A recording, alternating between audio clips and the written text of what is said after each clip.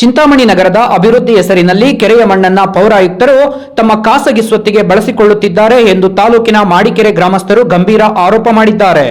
ನಗರದ ಸೊಣ್ಣಶೆಟ್ಟಿಹಳ್ಳಿ ಬಳಿ cricket stadium ಅಭಿವೃದ್ಧಿ ನೆಪವೊಡ್ಡಿ ಮಣ್ಣು ಸಾಗಿಸುವ ಸೋಗಿನಲ್ಲಿ ಪೌರಾಯುಕ್ತ ಜಿಎನ್ ಚಲಪತಿ ವೈಯಕ್ತಿಕ ಕೋಳಿ ಫಾರಂಗೆ ಅಕ್ರಮವಾಗಿ ಮಣ್ಣು ಸಾಗಿಸುತ್ತಿದ್ದಾರೆ. ಪ್ರತಿದಿನ 5 ಟಿಪ್ಪರ್ ಪೈಕಿ 3 ನಗರದತ್ತ ಸಾಗಿದರೆ ಉಳಿದ 2 ಟಿಪ್ಪರ್ ಸದ್ದಿಲ್ಲದೆ ಪೌರಾಯುಕ್ತರ ಕೋಳಿ ಫಾರಂ ಸೇರುತ್ತಿವೆ.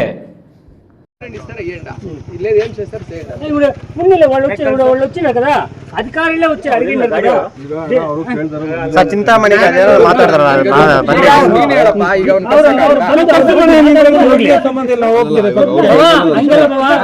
ಮಾತಾಡ್ಕೊಂಡು ಹೋಗ್ಲಿ ಬಾವಾ, ಏನಾದ್ರೆ ಆಗ್ಲಿ ಅದು ಅವೆಲ್ಲ ಬೇಕಾಗಿಲ್ಲ.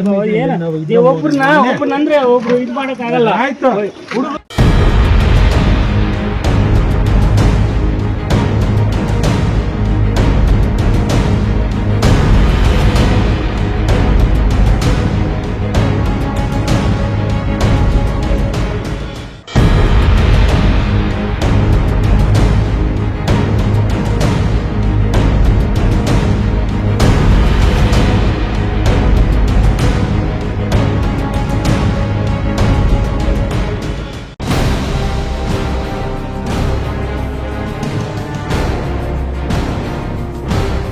ಈ ಬಗ್ಗೆ ಸ್ಥಳದಲ್ಲಿ ಪ್ರಶ್ನಿಸಿದಾಗ ಅಧಿಕಾರದ ದರ್ಪ ಪ್ರದರ್ಶಿಸಿದ ಪೌರಾಯುಕ್ತರು ಚಿಂತಾಮಣಿಗೆ ಬನ್ನಿ, ನಿಮ್ಮ ಮೇಲೆ ಕೇಸು ಹಾಕಿ ಒಳಗಟ್ಟುತ್ತೇನೆ ಎಂದು ಬಹಿರಂಗವಾಗಿ ಬೆದರಿಕೆ ಹಾಕಿದ್ದಾರೆ ಎಂದು ಯುವಕರು ಆರೋಪಿಸಿದ್ದಾರೆ. ಈ ಅಕ್ರಮ ಕಾರ್ಯಕ್ಕೆ ನಗರಸಭೆ ಸರ್ಕಾರಿ ಜೆಸಿಪಿಯನ್ನೇ ದುರುಪಯೋಗಪಡಿಸಿಕೊಳ್ಳಲಾಗುತ್ತಿದ್ದು, ಗ್ರಾಮಸ್ಥರು ವಾಹನ ತಡೆದ ತಕ್ಷಣ ಜೆಸಿಪಿ ಚಾಲಕ ಸ್ಥಳದಿಂದ ಪರಾರಿಯಾಗಿದ್ದಾನೆ ಎನ್ನಲಾಗಿದೆ.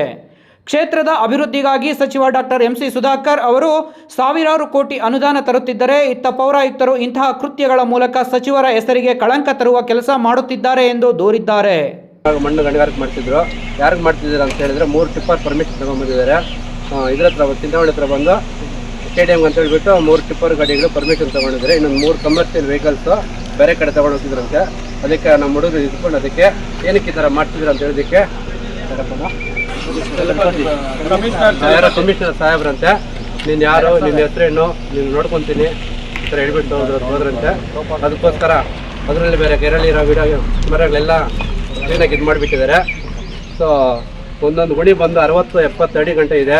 ಅದು ಯಾರನ್ನ ಅಕಸ್ಮಾತ್ ಅದರಲ್ಲಿ ಬಿದ್ದರೂ ಸಹ ಎದ್ದೇಳೋಕ್ಕಾಗಲ್ಲ. ಲಾಸ್ಟ್ ಟೈಮಲ್ಲಿ ನಮ್ಮೂರಲ್ಲಿ ಎಂಗ್ಸೈಡ್ ಅಂತ ಹೇಳ್ಬಿಟ್ಟು ಕುರಿ ತೊಳೆಯಕ್ಕೆ ಹೋಗಿ ಅದರಲ್ಲಿ ಬಿದ್ದು ಸತ್ತು ಹೋದರು.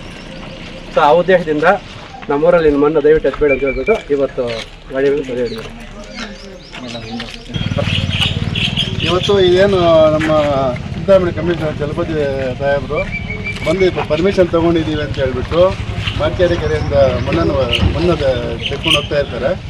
ಏನೋ ಸರ್ಕಾರಿ ಕೆಲಸಕ್ಕೆ ಅಂತ ಹೇಳ್ಬಿಟ್ಟು ನಾವು ಪಿ ಡಿ ಅವ್ರಿಗೆ ಗಮನಕ್ಕೆ ತಂದಿರ್ತೀವಿ. ಏನು ಸರ್ ಈ ಥರ ಸಮಸ್ಯೆ ಆಗಿದೆ ಅಂತ ಹೇಳಿದಾಗ, ಇಲ್ಲ ಸರ್ ಅವ್ರು ಪರ್ಮಿಷನ್ ತೊಗೊಂಡಿದ್ದಾರೆ, ಒಂದೇ ಲೇಯರ್ ಎತ್ತಿ ಇದು ಮಾಡ್ಕೊಂಡು ಹೋಗ್ತಾರೆ, ಅದಕ್ಕೆ ಜಾಸ್ತಿ ಸರ್ಕಾರಿ ಕೆಲಸಕ್ಕೆ ಮಾಡ್ತಾ ಇದ್ದಾರೆ, ಯಾವುದೋ ಸ್ಟೇಡಿಯಂಗೆ ಕೆಲಸಕ್ಕೆ ಅಂತ ಹೇಳ್ಬಿಟ್ಟು ಇದು ಮಾಡ್ತಾ ಇದ್ದಾರೆ. ಅದು ಇಲ್ಲಿ ನಡೀತಾ ಇರೋದು ಏನಪ್ಪ ಅಂತ ಹೇಳಿದ್ರೆ, ನಮ್ಮ ಜಿಲ್ಲಾ ಉಸ್ತುವಾರಿ ಸಚಿವರು ನಮ್ಮ ಎಂ ಸಿ ಸಾಹೇಬರು ಸುಮಾರು ಕೋಟ್ಯಾಂತರ ರೂಪಾಯಿ ಅನುದಾನಕ್ಕೆ ತಂದು ಸುಮಾರು ಅಭಿವೃದ್ಧಿ ಕಾರ್ಯಗಳು ಮಾಡ್ತಾ ಇದ್ದಾರೆ. ಅವರೇ ಸ್ವತಃ ಹೇಳಿದ್ದಾರೆ, ಯಾವುದೇ ಕಾರಣಕ್ಕೂ ಪರ್ಮಿಷನ್ ಇಲ್ಲದೆ ಕೆರೆಗಳು ಮಣ್ಣು ಓಡಿಸಬಾರ್ದು ಅಂತ ಹೇಳ್ಬಿಟ್ಟು ಹೇಳಿದ್ದಾರೆ. ಇವರು ಆ ಪರ್ಮಿಷನ್ ನೆಪದಲ್ಲಿ 2 ಗಾಡಿ ಸರ್ಕಾರಿ ಕೆಲಸಕ್ಕೆ, ಇನ್ನು 3 ಗಾಡಿ ಅವ್ರ ಸ್ವಂತ ಕೆಲಸಕ್ಕೆ ಯೂಸ್ ಮಾಡಿಕೊಂಡು ದುರ್ಬಳಕೆ ಮಾಡ್ಕೊತಾ ಇದ್ದಾರೆ.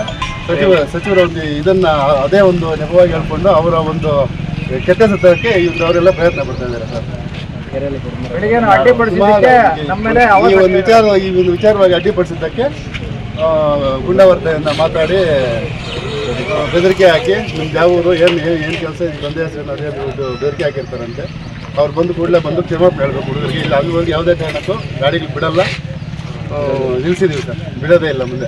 5 ಗಾಡಿ ನಿಲ್ಸಿದ್ದಾರೆ. 5 ಗಾಡಿ ನಿಲ್ಸಿದ್ದೀವಿ ಸರ್. 3 ಗಾಡಿ ಆಚೆ ಹೋಗಿದೆ, 2 ಜೆಸಿಬಿ ಆಚೆ ಹೋಗಿದೆ. ಹೋಗಿರೋ 2 ಜೆಸಿಬಿಯಲ್ಲಿ ಒಂದು ನಗರಸಭೆ ಜೆಸಿಬಿ, ನಗರಸಭೆದು ಸರ್ಕಾರಿ ಜೆಸಿಬಿ, ಅದು ಕೆರೆಯಲ್ಲಿ ಟಚ್ ಇದೆ. ಅಭಿವೃದ್ಧಿ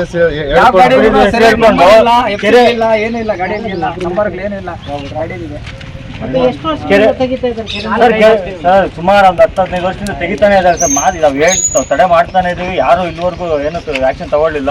ಇದೊಂದು ಸಿಚುವೇಶನ್ ಅಂತ ಹೇಳ್ಬಿಟ್ಟು ನಾವು ಈಗ ಸ್ಟಾಪ್ ಮಾಡಿದ್ದೀವಿ. ಇಲ್ಲಿಗೆ ನಿಲ್ಬೇಕು ಸರ್ ಎಲ್ಲ. ಈಗ ನಗರಸಭೆಯವರು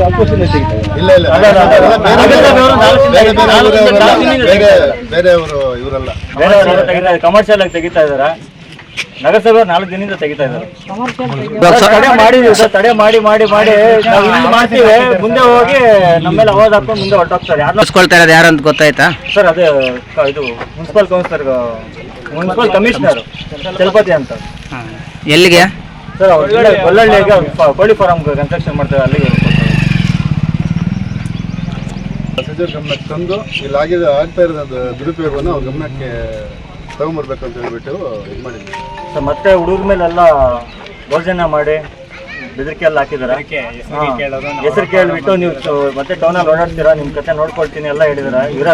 ಇದೇ ಚಲಪತಿ ಅವರು, ಕಮಿಷನರ್ ಚಲಪತಿ ಅವರು. ಇವ್ರಿಗೇನಾದ್ರು ಹೆಚ್ಚು ಕಡಿಮೆ ಆಯ್ತು ಅಂದ್ರೇನು, ಎಲ್ಲಿ ಯಾವ ಪೊಸಿಷನ್ ಆದ್ರೂ ಇವ್ರಿಗೇನು ಹೆಚ್ಚು ಕಡಿಮೆ ಆದ್ರೆ ಚಲಪತಿ ಅವರೇ ಜವಾಬ್ದಾರಿ. ಇಬ್ರಿದ್ರು, ಒಬ್ರಿಲ್ಲ, ಇಲ್ಲೇ ಇದ್ದಾನೆ. ಮತ್ತೆ ಇದಕ್ಕೆ ಮುಂಚೆ ವೇಣು ಏನು ಹೇಳಿದ್ರೆ ಮೇಲೆ ನಾವು ಅಡ್ಡಿಪಡಿಸಿದ್ದಕ್ಕೆ ನಿಮ್ಮ ಹೆಸರೇನು, ನಿಮ್ಮ ತಂದೆ ಹೆಸರೇನು, ನಮ್ಮ ನೋಡ್ಕೊತೀವಿ, ನಾನು ಕಮಿಷನರು, ನನಗೆ ಗೊತ್ತು ಏನು ಮಾಡಬೇಕು, ನೀವು ಸಿಗ್ತೀರಾ, ನನಗೆ ಏನೋ ಮಾಡ್ತೀನಿ, ಇಂಥ ಮನೆಯಲ್ಲಿ ಸಿಗ್ತೀರಾ. ಅದಕ್ಕೂ ಒಂದು ಫಿಟ್ನೆಸ್ ಸರ್ಟಿಫಿಕೇಟ್ ಅನ್ನೋ ಸರಿಯಾಗಿ ಒಂದಕ್ಕೂ ಇಲ್ಲ. ಮತ್ತು ಓಡಾಡ್ತಾ ಇರೋ ಅಕ್ಕಪಕ್ಕದಲ್ಲೆಲ್ಲ ಗುಣಿಗೆ ಹಳ್ಳಗಿ ಬಿದ್ದಿದೆ, ಗಾಡಿಗೆ ಹೋಗೋಕ್ಕೂ ದಾರಿ ಇಲ್ಲ ರೋಡಲ್ಲೇ. ಉದ್ದಕ್ಕೂ ಕೆರೆ ತನಕ, ಊರಿಂದ ಇದು ಕೆರೆ ತನಕ ನೋಡಿ ಬೇಕಾದ್ರೆ ಎಲ್ಲ ಅಕ್ಕಪಕ್ಕ ಬೆಳೆ ಇರೋದು. ಗೋಶಾಲೆ ಇದೆ, ಒಂದು ಗೋಶಾಲೆಗೆಲ್ಲ ಮೇವೆಲ್ಲ ಅಲ್ಲೇ ರೆಡಿ ಆಗೋದು. ಅದೇ ಮೇವು ಎಲ್ಲ ಧೂಳು ಕುತ್ಕೊಂಡು ಗೋಶಾಲೆ ಅವ್ರು ಏನಾದರೂ ಆಗ್ಬೋದು ಇವಾಗ. ಮತ್ತೆ ಮುನ್ಸಿಪಲ್ ಕೆಲಸದವ್ರನ್ನೆಲ್ಲ ಕರ್ಕೊಂಡ್ಬಂದು ಇವ್ರು ಸ್ವಂತ ಕೆಲಸಕ್ಕೆ ಉಪಯೋಗ ಮಾಡ್ತಾ ಇದ್ದಾರೆ. ಆ ಚಿಂತಾಮಣಿ ನೋಡಿದ್ರೆ ರೋಡ್ ಸೈಡೆಲ್ಲ ಬರೀ ಕಸನೇ ಬಿದ್ದಿರುತ್ತೆ. ಇಲ್ಲಿ ನೋಡಿದ್ರೆ ಇವ್ರ ತೋಟ, ಇವ್ರ ಮನೆ ಕ್ಲೀನಾಗಿರ್ಬೇಕಷ್ಟೇ. ಮುನ್ಸಿಪಲ್ ಕೆಲಸದವ್ರು ಕರ್ಕೊಬೋದು, ಕೆಲಸ ಮಾಡಿಸೋದು. ಮುನ್ಸಿಪಲ್ ವೆಹಿಕಲ್ಸ್ ಇಟ್ಕೊಬೋದು, ಇವ್ರು ಸ್ವಂತ ಕೆಲಸ ಮಾಡಿಸ್ಕೊಡೋದು. ಸರ್ಕಾರಿ ಏನಕ್ಕಿರೋದು, ಸರ್ಕಾರಿ ಕೆಲಸಕ್ಕೆ ಏನಕ್ಕೆ ಮಾಡೋದು ಜನರು? ತಮ್ಮನ್ನು ಪ್ರಶ್ನಿಸಿದವರ ಮೇಲೆ ಪೌರಾಯುಕ್ತರು ಬೆದರಿಕೆ ಹಾಕಿರುವುದರಿಂದ ತಮಗೆ ಏನೇ ಪ್ರಾಣಾಪಾಯವಾದಲ್ಲಿ ಚಲಪತಿಯವರೇ ನೇರ ಕಾರಣ. ಅವರ ವಿರುದ್ಧ ಗ್ರಾಮಾಂತರ ಠಾಣೆಯಲ್ಲಿ ದೂರು ದಾಖಲಿಸಲಾಗಿದೆ. ಡಿಸಿ ಕೂಡ ಪೌರಾಯುಕ್ತರ ವಿರುದ್ಧ ಶಿಸ್ತು ಕ್ರಮ ಜರುಗಿಸಬೇಕು ಎಂಬುದು ಗ್ರಾಮಸ್ಥರ ಒತ್ತಾಯವಾಗಿದೆ.